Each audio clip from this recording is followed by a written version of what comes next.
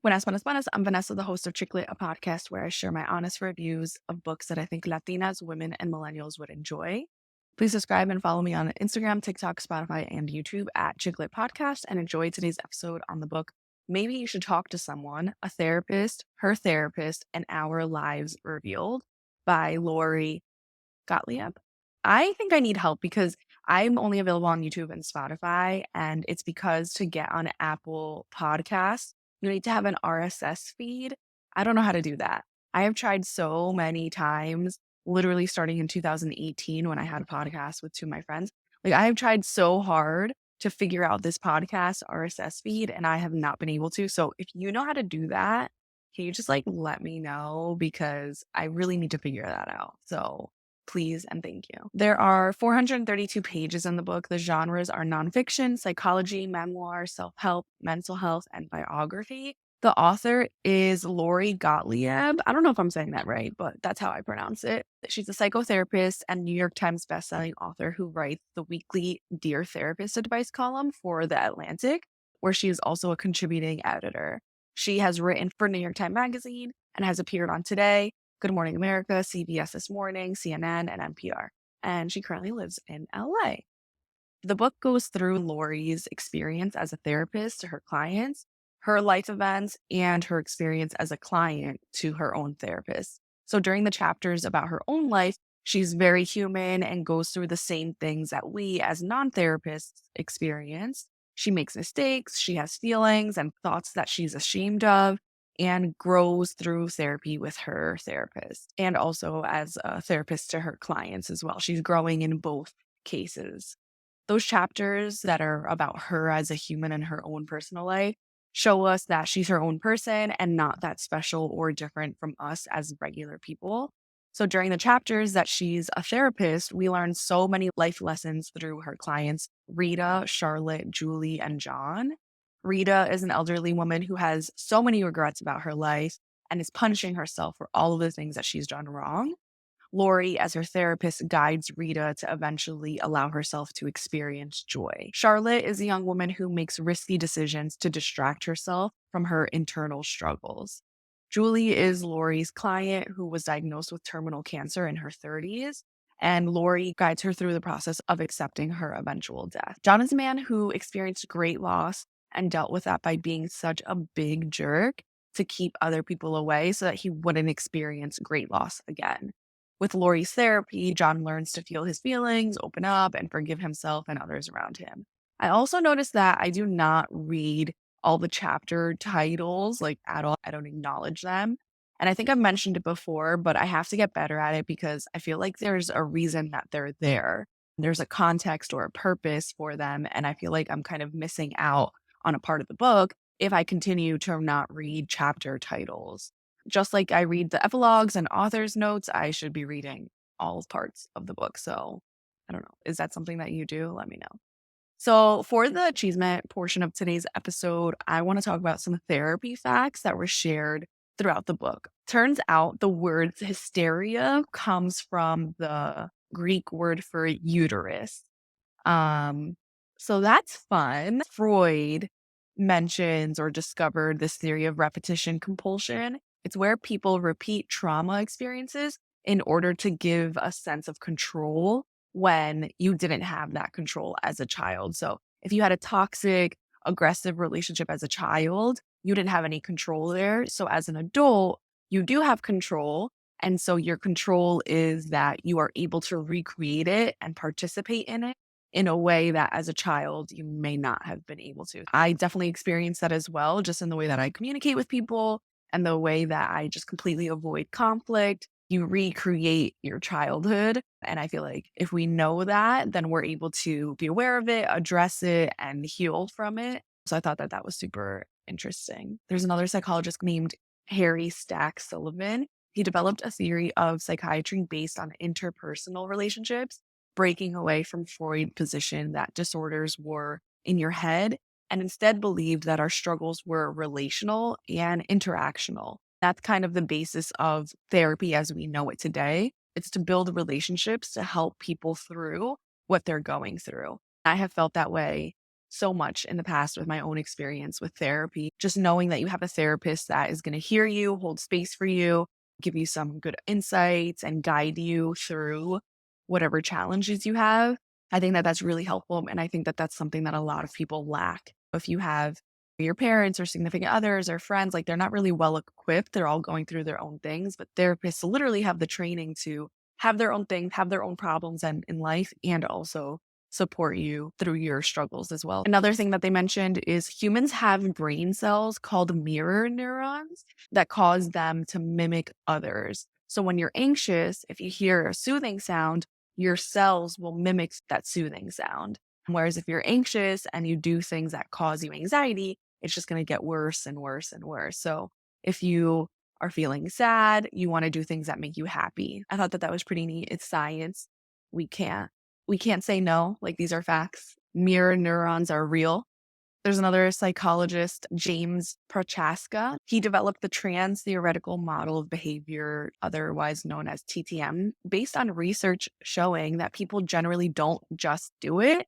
There are instead 5 stages people move through. So there's pre-contemplation, contemplation, preparation, action, and maintenance. And then often you fall off the wagon and have to start all over again. Pre-contemplation is the place you're at when you might not even know you have a problem or are in need of change. And then one day something happens and you realize that you need change. That's called contemplation. You know you need to do something, but just can't quite get to it. And this might be when you start going to therapy to help you navigate this problem that you're noticing. It's hard to give something up, your norm, without knowing what will take its place, your new norm. Then comes preparation. You mildly make changes, you do research until one day you're tired of it and make a big, meaningful change in the action stage. Once you've been in that phase for a while, you're officially in maintenance stage, where you manage life to avoid falling back to the old habits. And if it does, you fall back into the cycle over again. And it's just very common to just like go through the cycle. Eric Erickson is a psychologist who came up with the 9 stages of psychosocial development that still guide therapists today. Unlike Freud, who we all are probably more familiar with, who focused more on psychosexual development, which ends at puberty, Erickson's psychosocial stages focus on personality development in a social context and continue throughout our entire lives. Each stage involves a crisis that we need to get through in order to move on to the next. So infancy explores trust, toddlers explore autonomy, preschoolers explore competency, adolescence explores identity, young adults explore love, middle-aged adults explore establishing and guiding the next generation, and older adults explore integrity versus despair. The Psychological Association published a paper called "Where Has All the Psychotherapy Gone?" And they noted that 30% fewer clients received psychological interventions in 2008 than they did in the 90s. So therapy had been decreasing. During this time, the managed care industry had been limiting visits and reimbursements for talk therapy, but not for drug treatment. In 2005 alone, pharmaceutical companies spent over $4 billion on direct-to-consumer ads and $7.2 billion on promotion to physicians, nearly twice what they spent on research and development. And I think that that obviously has something to do with why people didn't need to go to therapy anymore. You take the anxiety medicine, you take the depression medicine, you don't need therapy anymore. That's the thought. I think that's incorrect, because I do think that medication, for me, when I used medication, it was a tool to help me manage my anxiety and depression. I think that some people do use it as like a cure, and it's just simply not the case. Like, if you just take medication to be not depressed and not anxious, you still have the issues that you need to work through. And I do feel like there's a direct correlation to the drug addiction epidemic that we've experienced in the last 20 years, but I digress. Let's get into Lo Bueno. The book starts off with a quote from James Baldwin. If you don't know who he is, feel free to look him up. He was an American writer and civil rights activist who garnered acclaim for his essays, novels, plays, and poems. He spoke really eloquently about racism in America. His quote goes, "Nothing is more desirable than to be released from an affliction, but nothing is more frightening than to be divested of a crutch." And I just feel like That is so accurate. Like everyone is craving to be released from an affliction, right? That's why, like we were just talking about the medication, you're taking the medication to release yourself, like, I don't have these feelings anymore. And nothing is more frightening than to lose that part of your identity that has been guiding you forever. I think that that is why a lot of people who are victims of X, Y, and Z, they don't want to be viewed that anymore because they don't want their identity to be rooted in that. I have been going to therapy for over 10 years, and I don't wanna spend the rest of my life I don't wanna spend the next 60 years of my life processing the first 18 years. I think that's a meme or something on Instagram that I've seen, but it's like, I think that this quote really just shows that people really wanna lose the pain, but if they lose the pain, then who are they? You know what I'm saying? And I don't want that to be me. So that's why I don't want to spend the next 60 years of my life processing the first 18. And I do think that there's a lot of people, like the James Baldwin quote, who still are ignoring the problem and not doing the work and not healing. And I think that that is a very important step. Whether it takes people 60 years, 2 years. Another thing that I really liked, you guys know, attachment style. It's formed in early childhood and based on our interactions with our caregivers.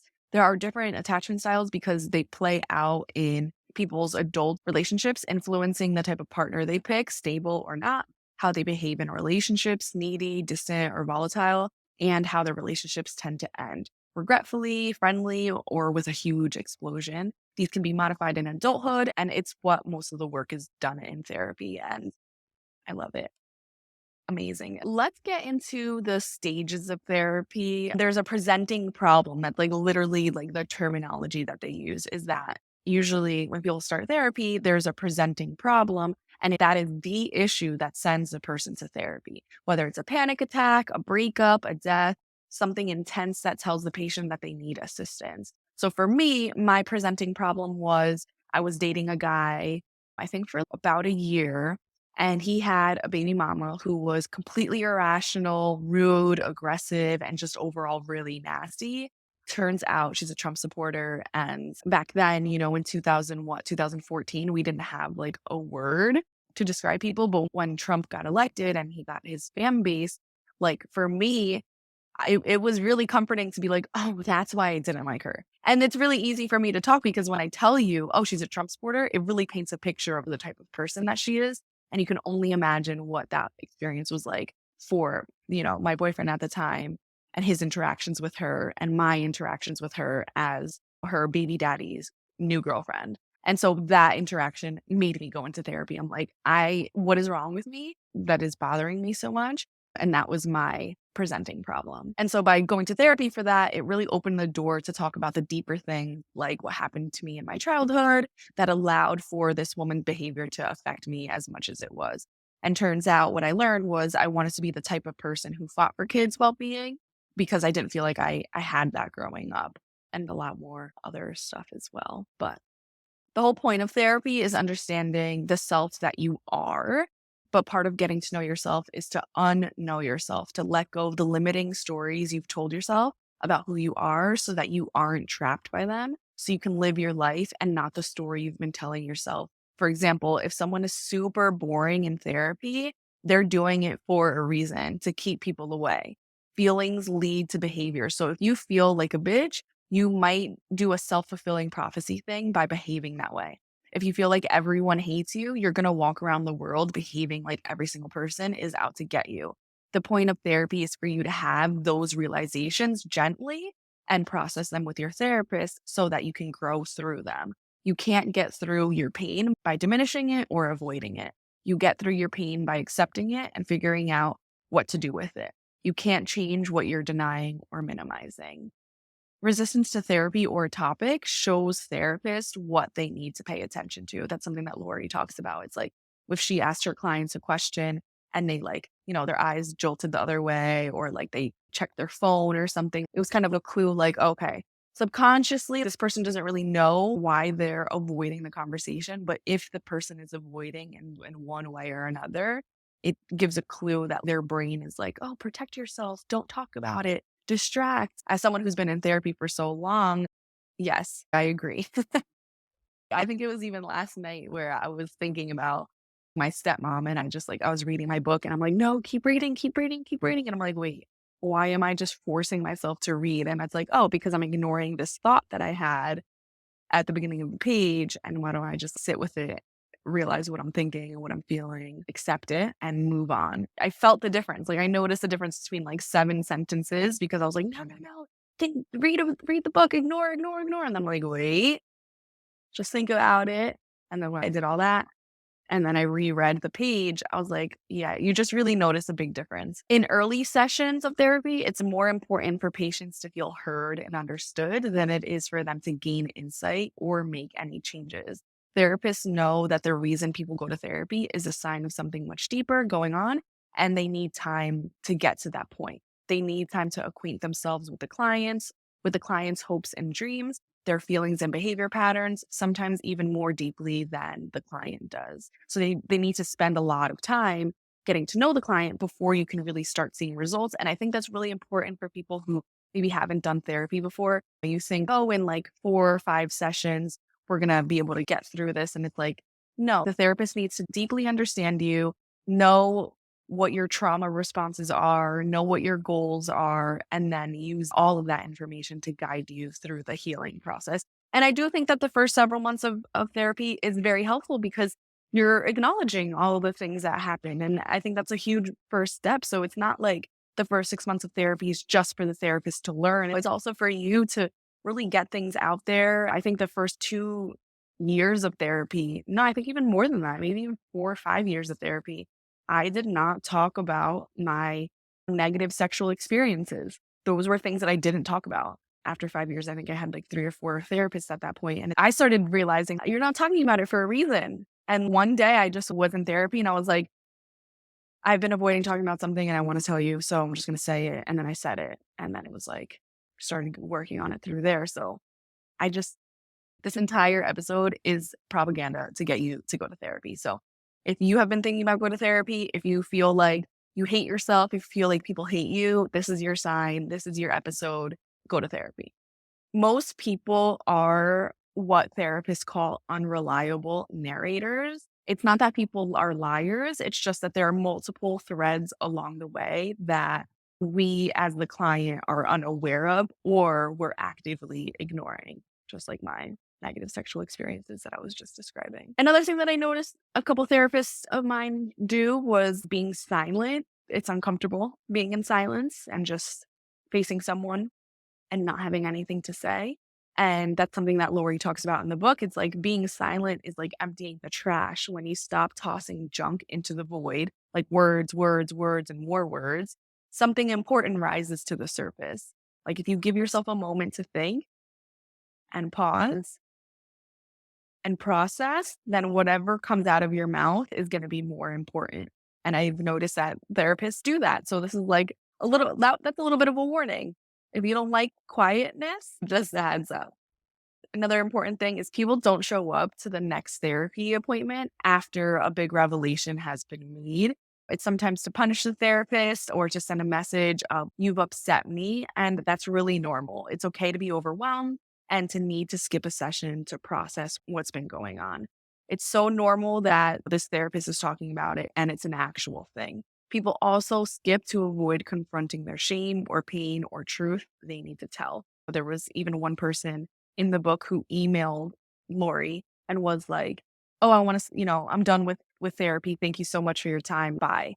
And Lori was like, can we have a closing session? And then through the closing session was when they realized, oh, you hit a nerve and it was something you didn't want to talk about, something really deep and painful, and you're avoiding it. So I think that that's normal.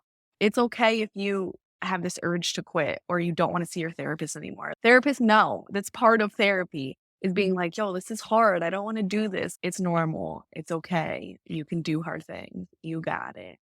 Something I thought that was really cool was Lori talking about how sharing difficult truths might come with a cost, the need to face them, but there's also a reward, freedom. The truth releases us from shame. It's very hard to do therapy to talk about these painful things, but what you get from it is freedom, lightness. You're not tethered and held down by these deeply painful things that you're keeping to yourself. In the beginning of therapy, it's about putting one foot in front of the other, just starting one session at a time to avoid getting overwhelmed at all of the issues going wrong. The example in the book is that someone with severe depression can't bring themselves to go to the bathroom that's 5 feet away from them. Lori says to just put one foot in front of the other, not looking at the 5 feet all at once. Just take a step. And when you've taken one step, take one more. And eventually you'll make it to the shower and you'll make it to tomorrow and the next year too. Even with teaching, we never just jumped right in with the end goal of, okay, today we're going to write 5-paragraph essay. No, you start with paragraphs, you start with sentences, you start with words, and you eventually build up to these big breakthroughs. And so you're in it for the long haul. Therapy is not, like I said, it's not a short-term thing. It's going to be a couple of years. Are you going to do it for 10 years like me? I don't know. Probably not. If you have insurance and you have the money, or even if you don't, I know a lot of therapists do therapy on a sliding scale. So if you don't have money, they'll charge you whatever you can afford. They can also claim that in their taxes. So don't feel like, oh, I feel so bad, I'm not paying them. No, there's a thing that therapists do. They got it. If a therapist is telling you, yes, I'm okay with you paying $20 a session, trust them. They're adults. They can manage their finances, and don't feel bad about it, because there's a whole other game in the company and corporate world of insurance and taxes and the state and the government. Let them figure that out. Your goal is to get therapy. So if you don't have insurance, if you don't have money, tell people, because get your service, figure it out. And even if your therapist can't help you, they might know someone who can. So just go to therapy is the point.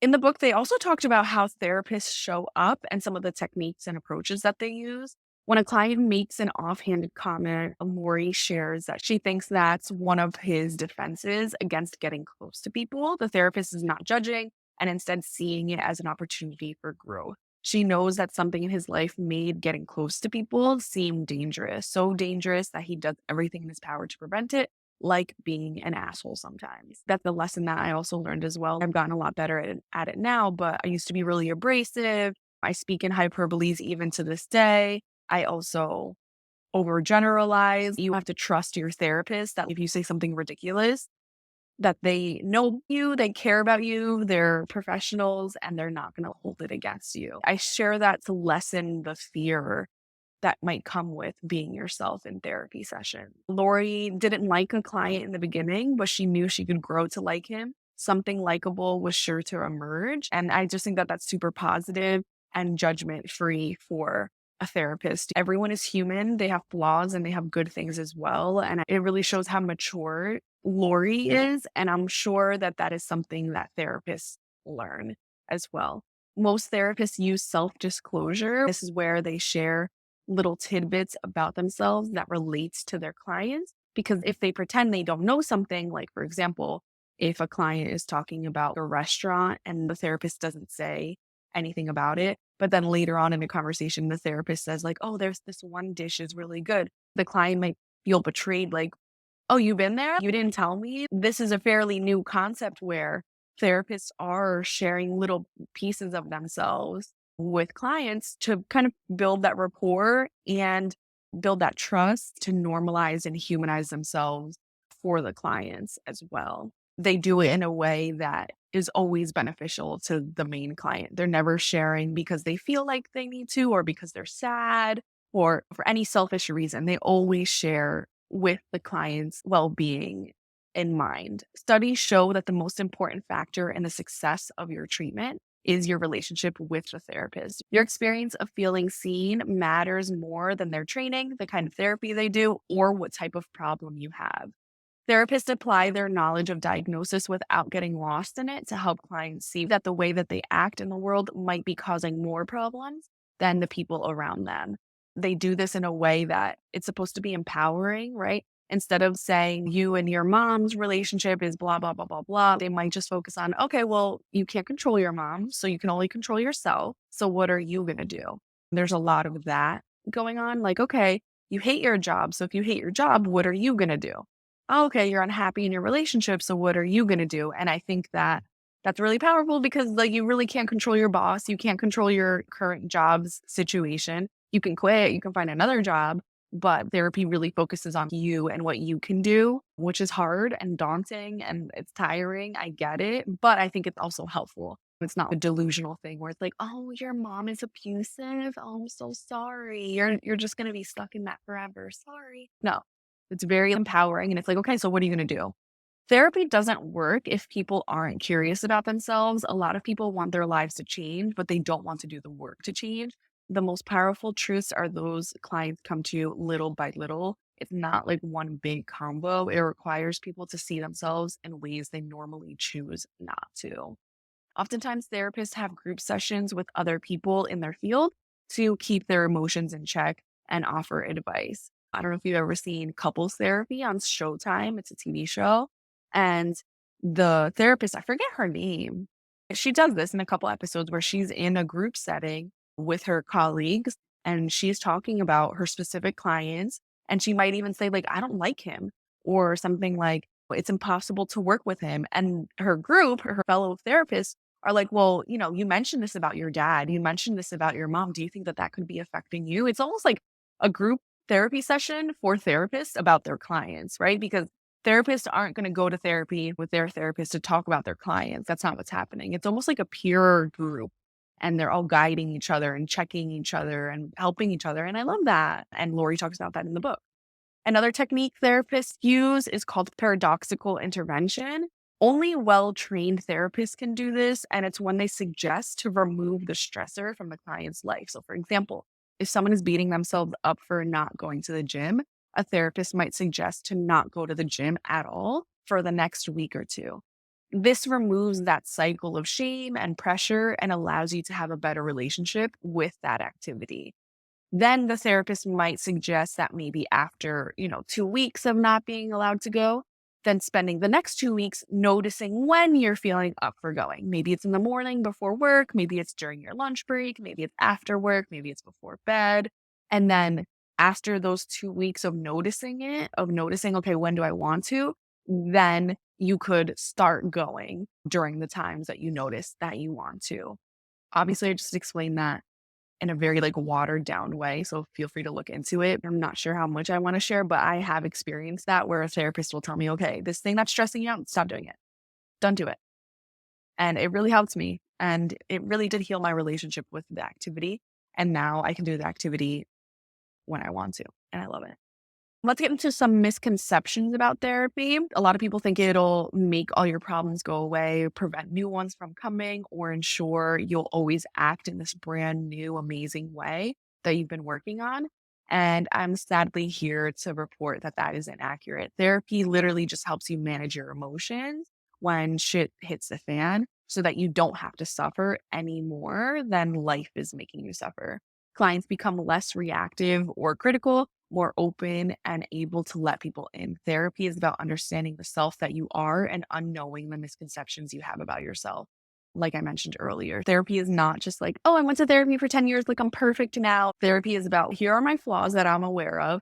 This is how they got here. These are my trauma responses. And this is what I'm going to do to avoid them. Or this is what I'm going to do when this happens. Or this is how I'm going to stop suffering and stop hurting other people. It's just about being aware of who you are and being okay with it and loving yourself anyways and living a fulfilled, happy life despite of it. So therapy is not a cure. So sorry. A lot of times people think that they don't have anything good to talk about in therapy. And Lori says that that's when you don't have a crisis or an agenda. Those sessions tend to be the sessions where you make the most revelations. If you don't have this crisis that's happening right now, you might be able to talk about that thing that happened when you were 10 or when you're 15, or this relationship that it's still bothering you and it's still impacting you today in current relationships. So don't skip those. If you feel like I have nothing to talk about, and like, what's the worst that can happen? You go to therapy and maybe you don't have anything to talk about. Maybe you're just chopping it up with your therapist. Like that's happened to me before too. And it's like,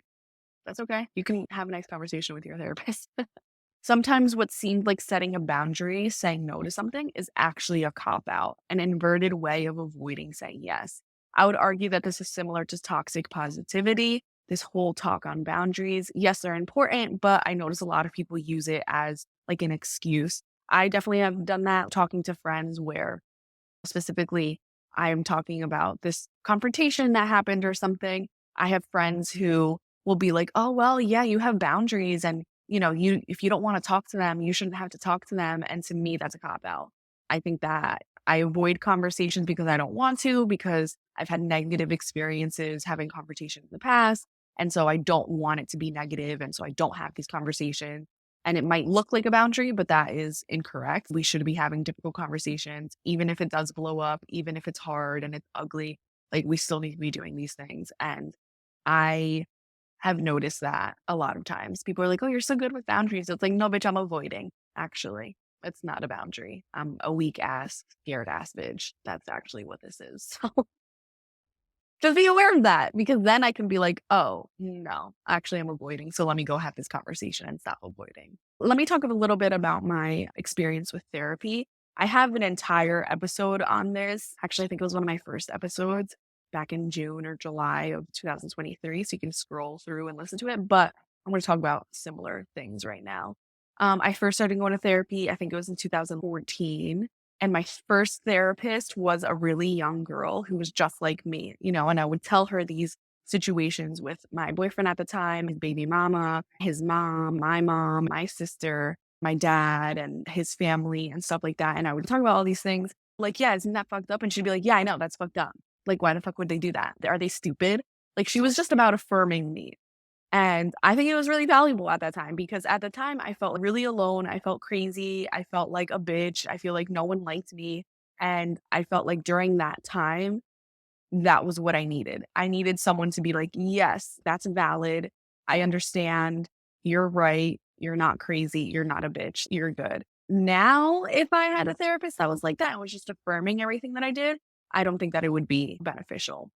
Actually, and you know what? That's funny. That was actually my second therapist. My first therapist, which I had just before her, she was someone who would listen to everything that I said, and then she'd be like, "Tell me more about that. Well, why do you think that is?" She was just a little quiet, soft white lady.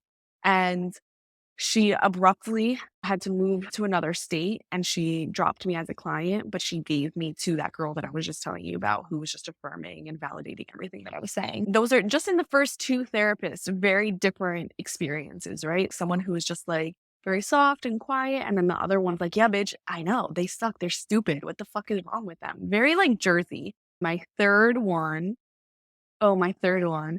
She was a white lady, and it must have been 2018, 2019. Yeah, because I was seeing her during COVID. We stopped seeing each other because of COVID. Because I was like, once we're able to come back in person, I'll see you, when we're back in person. And then that never happened.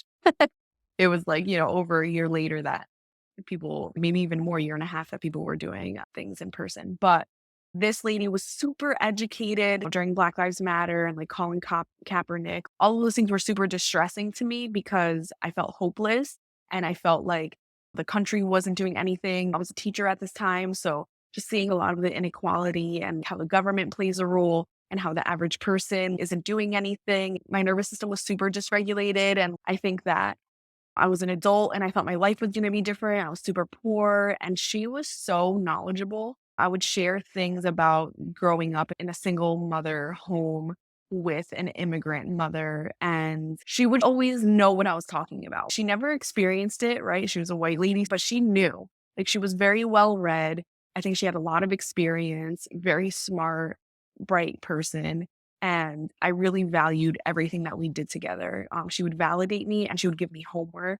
And even at the end of the session, she'd be like, "Oh, let me give you some homework." Because I wanted that. At that time, I wanted to do work. I wanted you to tell me, stop doing this, start doing this, practice this, just so many different things. She also did art therapy. She would have me draw things. I don't think art therapy is for me. There's such a wide range of therapy, and I was open to trying it, and it just didn't work out for me. My next therapist was a Jamaican first gen lady, and she was dope as fuck, so bright. Her mom and my mom are very similar.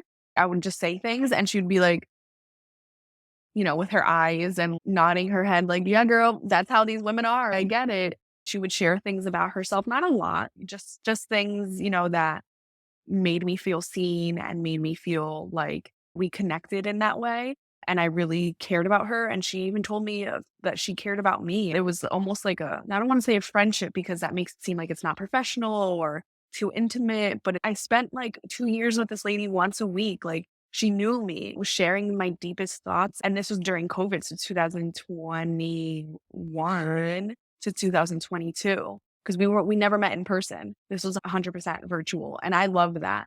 I know some people don't like virtual therapy. I think even in today's book, someone said that virtual therapy is like therapy with a condom on. I disagree.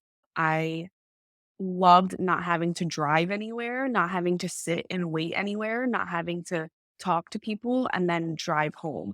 I think I even did it during work because it was like I had my work computer and my personal computer or like my phone or something. I really appreciated that. I loved having therapy on the computer. I would even be at my aunt's house and be Zooming with my therapist and be like, "Oh, be right back, Bia. I have therapy." If you're super busy, if you're super tired, if just crunched for time, maybe you don't have a car or something, transportation might be an issue for you. I definitely think that virtual therapy would be a good option for you. I'm sad that I never got to hug that therapist though. She was sweet. And then I changed health insurance. And so I was no longer able to use my Jamaican first gen lady. I got new insurance and I had to find a new therapist. And this is this white guy who was very knowledgeable about just like anti-racist. I believe he was gay. I don't know. I'm just assuming. I could be wrong, but I believe he was gay. No, I think he mentioned his partner.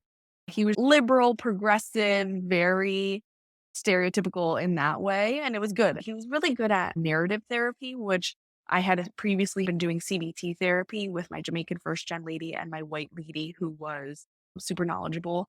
They were both doing CBT, but with this guy, he was doing narrative therapy. And so CBT therapy is like cognitive behavioral therapy, and that's where you change your behavior.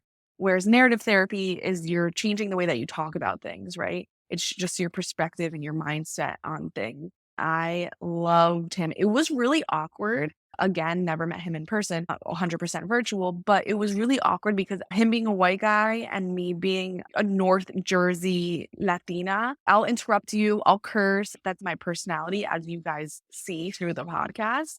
And I often found myself saying something and him being like, "Oh, tell me more about that." And I'd be like, "No, no, no, that was just an offhanded comment. Like, I'm just ridiculous. I speak in hyperboles. Ignore me." So there was almost like a cultural awkwardness a little bit with him, but he was so smart. And I only saw him, I think, for like 6 months. Yeah, I think it was like March of last year until like September or October of yeah, I think it was end of October. So 3, 10, 7 months, whatever. I cherished our time together. If he would have been my first therapist, I don't think I would have been able to work with him because of that cultural awkwardness. But because I cherished his insight and his expertise so much, I was able to look past that. I want to share all of these different types of therapists and my relationships with all of them because I want to show you that it's normal to have a wide range and you should find what you want. You know what I'm saying? You should find what works for you. If you want, like my first lady, who's just affirming you and being nice to you, that's cool. Find that. I really cherished my time with the gay guy. And then my last therapist, which was at the same time as the guy therapist, was this other lady who had like tattoos. She was super progressive. She had like crazy orange hair. And she was just like, "Yeah, I don't give a fuck, bitch." Like she was very very cool, down with it. I feel like she was a stoner. She had her nails done. She was super cute, super with it. And she was my sex therapist. I would talk to her very deeply about any issues or any concerns or any things that I wanted to work through in sex.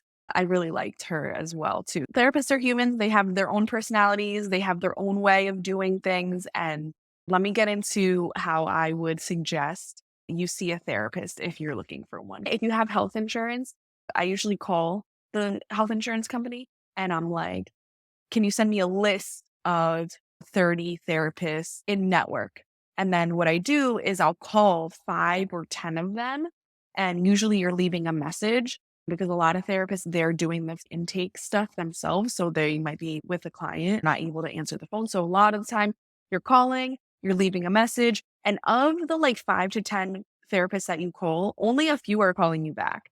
There's not a lot of therapists and there's a lot of people looking for therapists. So it's hard to find a therapist. So they're full. Generally, a lot of them are full. So what you do is you call the 10, you leave a message, you get a few phone calls back. Maybe you get 2 or 3 phone calls back. You have to tell them what you want. If you've been a victim to like domestic violence, you should tell them that. You don't need to get into detail. If the therapist is not experiencing that, they're going to be like, okay, I'm not the right therapist for you. That has happened to me before where I have called a therapist who was referred to me by a friend. And she told me, like, I don't think that I'm the right therapist for you because the type of therapy that you need is not what I am able to give you. And that's okay. It might feel like rejection, but at the end of the day, what's going to come out of that is that you're going to find a therapist that can provide the service that you're looking for. So it's really important to be honest with what you're looking for. Then, so the 2 or 3 call you back, right? You call 10, a few call you back. You have to make a consultation with all of them. If 10 call you back, make a consultation with all 10 of them. It might take a few weeks, right? Because they're busy, you're busy, you don't have, it's not like you have 10 hours in one day to have these phone calls, right? So it may take you a few weeks, but have a consultation with everyone and see which one you vibe with most. You might really vibe with the quiet lady who is just nodding their head, hearing everything that you have to say, and being very kind to you. That might be something that you're interested in. You might like my sex therapist who was like, well, bitch, have you done this? Well, you have to find the personality that you like and the expertise that you're looking for. Another thing that you can do is go on Psychology Today. You know how when you're looking for jeans, you can filter through the color, the style, the high-waisted, the price. On Psychology Today, you can do the same thing with therapists. You can say if you want a woman, someone who takes your insurance, someone who is only virtual, the specialty as well, like drug abuse. So Psychology Today, call your insurance. And I think even in this book, they shared that the most common and most effective way to find a therapist is word of mouth.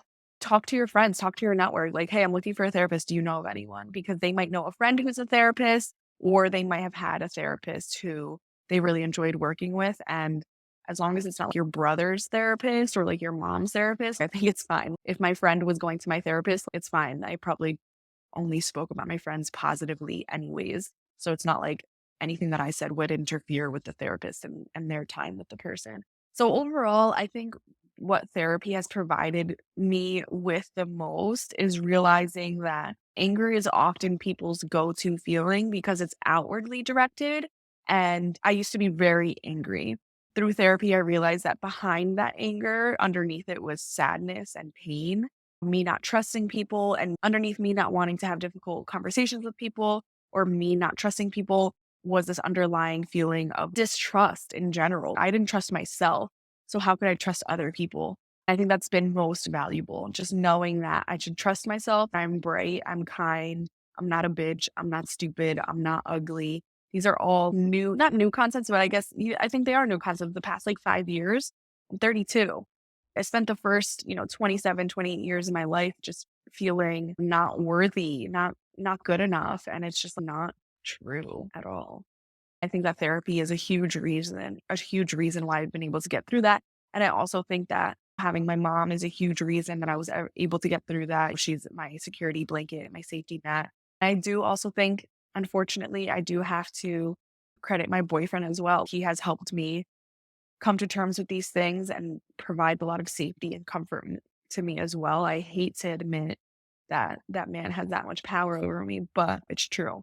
This is where I would love to have a sponsor or an ad because this episode is going to be pretty long. I don't know what minute we're going to be at after editing, but here, now that I'm recording, I'm past an hour. That's never happened. I've never recorded an episode for longer than an hour. So if you know anyone that wants to like throw an ad into my episode, please let me know because this would be a great time because I still have a little bit that I want to talk about. Let me know. Get your girl a check, Thank you. Shout out to anyone who's going to suggest anyone. Appreciate it.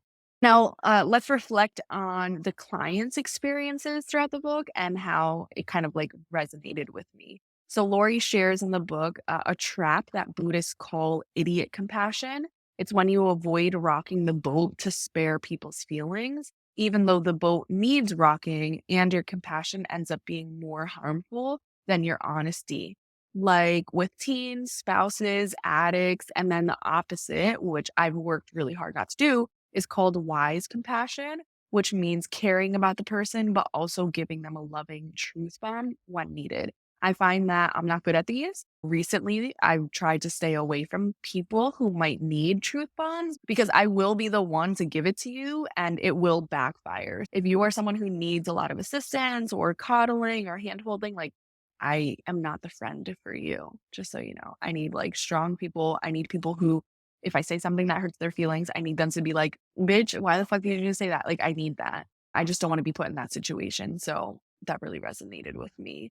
Lori shares that she spends so much time trying to figure things out, chasing the answer, but it's okay to not know. That's something that I've worked on. Control over the narrative gives you a sense of control of the outcome. And I've been working on being okay with not having control. It causes too much anxiety. I feel like these are things I want to work on before I have kids so that if or when I have kids, I'm okay with a mess. I'm okay with someone babysitting and my kid watching TV all day with them.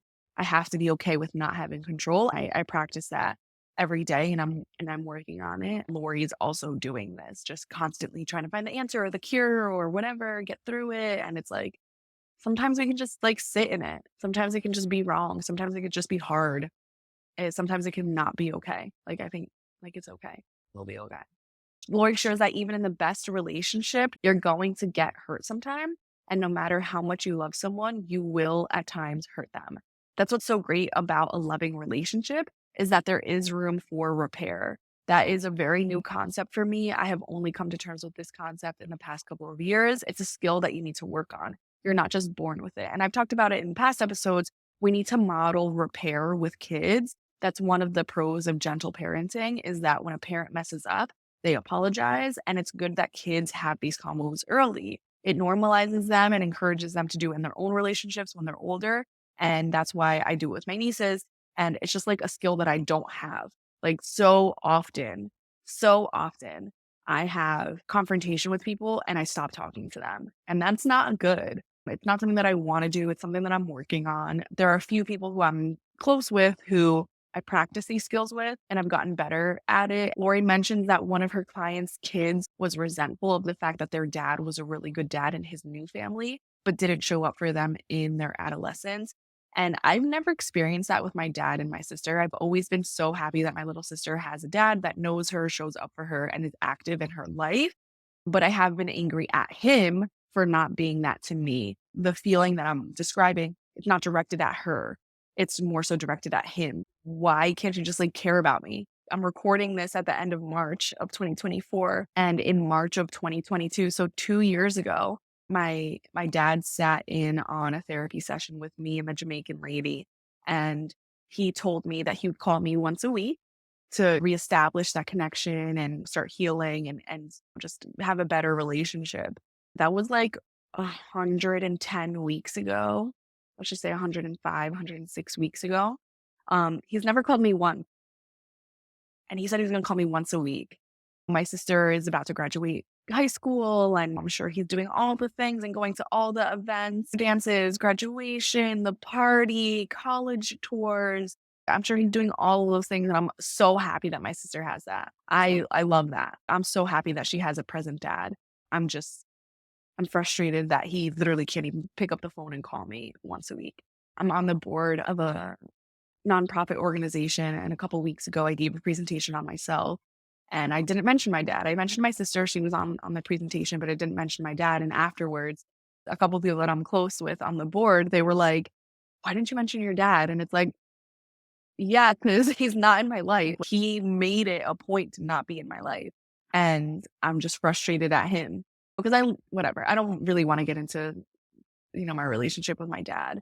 But it just more so sharing that it's frustrating and I'm frustrated at him.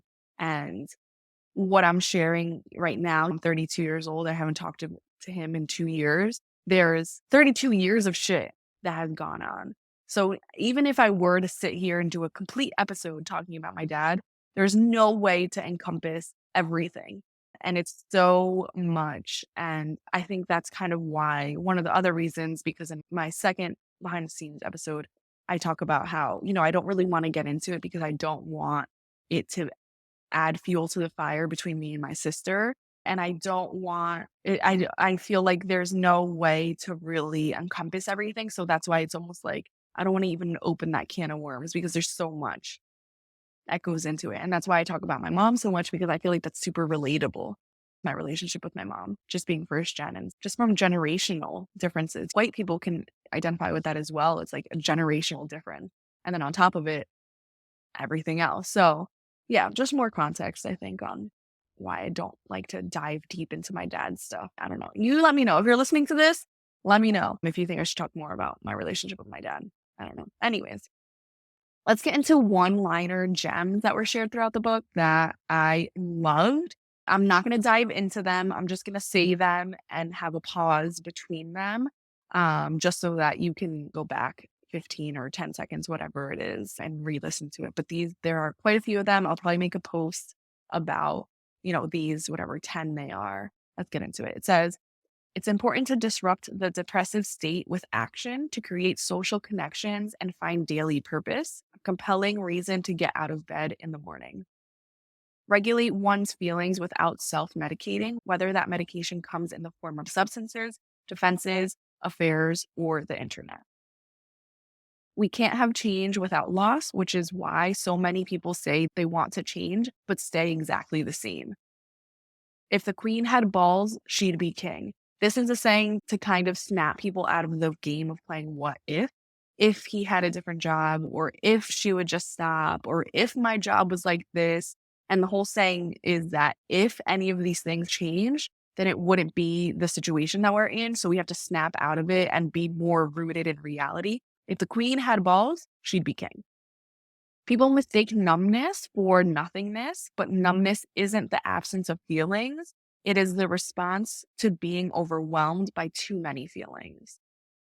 The path to peace is to call a truce with themselves. Our notion of the future can be just as powerful a roadblock to change as our notion of the past. I saw a graphic the other day on the gram where they showed a line, and one small piece represented 18 years of life, and then the other side represented 60 years. And the caption was like, we spent 60 years processing the first 18, and I don't want that to be me. 10 years has been enough. If you spend your life mourning the fact that you didn't get to go to Italy, you may never be free enough to enjoy the very lovely Holland. This is not toxic positivity where you ignore the negative. I'm talking about enjoying the positive things where you are when there's no harm or abuse being done. Just enjoy Holland. I understand that life isn't what you expected it to be. Your life wasn't down path A, but path B is pretty cool. Like, path B is pretty amazing. If you spend your life mourning the fact that you didn't get to go to Italy, you may never be free enough to enjoy the very lovely Holland. Too many parents make life hard for their children by trying to make it easy for them. Kids learn through struggle and doing hard things. They don't excel by mommy and daddy doing everything for them. Feelings lead to behaviors. In a combination between philosophy and psychology, there's the idea that between stimulus and response, there is a space. In that space is our power to choose our response. In our response lies our growth and freedom. Working hard and almost getting something is worse than not trying at all. I think that this is something that a lot of people live by, and it stops them from striving for their goals. If they try to become a lawyer, or if they try to leave the field and they fail, it's worse than just staying where you are. And that's pretty sad. Now let's get into lo malo. I mentioned this before, but when they said that virtual therapy is like doing therapy with a condom on, I disagree. I thought it was accessible. I thought it was affordable, and I suggest it. There's also a lot of cancer talk with Lori's one client. I think her name is Julie. There's a lot of talk in medical terms and treatment talk. So I just want you to be aware of that. There's also child death in the book. So if you're sensitive to that, just a heads up. I think you can read it. I don't, it wasn't graphic, and it wasn't like I wasn't crying, but it is mentioned. Just thought you should be aware. And another thing that I found concerning, or I would have wished that was different, was that all of the people cited are white men. For example, the history behind Maslow's hierarchy was that it was developed from his firsthand observations of the Blackfoot Nation, a highly successful and developed society with which he embedded himself before drafting his theory. Maslow was apparently stuck on his theory of the human development and went to spend time with the Blackfoot, which greatly influenced his theory. He borrowed generously, to put it lightly, from the Blackfoot people to refine his psychological theory on the hierarchy of needs. This is by Mitchell in 2014. To erase the Blackfoot influence on his theory is to support systemic racism and white supremacy, whether unconsciously or not. And I find myself being curious if any of this happened with those who were quoted throughout today's book. To read more on that article, I linked it in the description of today's episode. Often enough that I feel the need to mention it, that when we talk about things like psychology and love and healing, psychologists are impacted by people of the global majority, by women, by Indigenous people, by Black people, and they don't cite them. But because they go to these prestigious schools and they're in academia, then they're able to erase them and just put their name on it. And that's what happened with Maslow's hierarchy of needs. And I'm curious if that happened at all throughout the book, because everyone that was cited was like white dude. Lori has written several books that I definitely want to read. There's a workbook or a toolkit for today's book that I'm interested in, and also a journal with 52 prompts that you're supposed to complete weekly for a year. Love that. I want that.